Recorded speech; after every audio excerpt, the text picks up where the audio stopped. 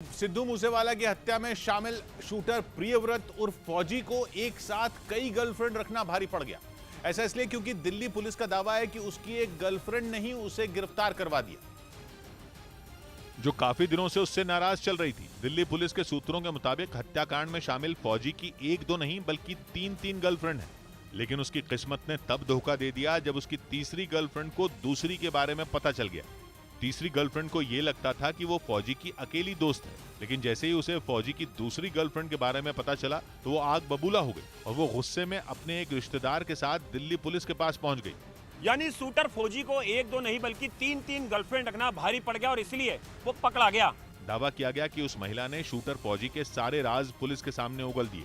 उसने ये दावा किया कि मूसेवाला हत्याकांड के बाद से लगातार उसकी बात फौजी से हो रही है, लेकिन वो फौजी से इसलिए नाराज है कि उसने उसे धोखा दिया है और अब वो फौजी को सबक सिखाना चाहती है। फिर क्या था, पुलिस ने फौरन शूटर की गर्लफ्रेंड के मोबाइल फोन को सर्विलेंस पर डाल दिया और जैसे ही शूटर फौजी ने उसे फोन किया, पुलिस को उसकी लोकेशन पता चल गई, जिसके बाद दिल्ली पुलिस की एक टीम फौरन गुजरात के लिए रवाना हो गई और फिर फौजी और उसके दो साथियों को मुंद्रा पोर्ट के पास से गिरफ्तार कर लिया गया।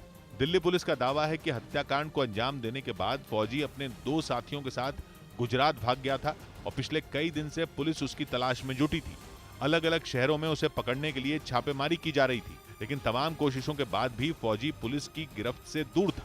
इसी बीच उसकी नाराज गर्लफ्रेंड ने पुलिस का काम आसान कर दिया और उसी के जरिए पुलिस फौजी तक पहुंच गई, या यूं कहें कि उसकी गर्लफ्रेंड ने ही उसे पकड़वा दिया। दिल्ली पुलिस का दावा है कि फौजी अपनी तीनों गर्लफ्रेंड के साथ संपर्क में रहता था। हालांकि बताया जा रहा है कि लॉरेंस बिश्नोई गैंग में किसी भी शूटर की महिला दोस्त नहीं है, सिर्फ गैंग में फौजी ही गर्लफ्रेंड रखता था।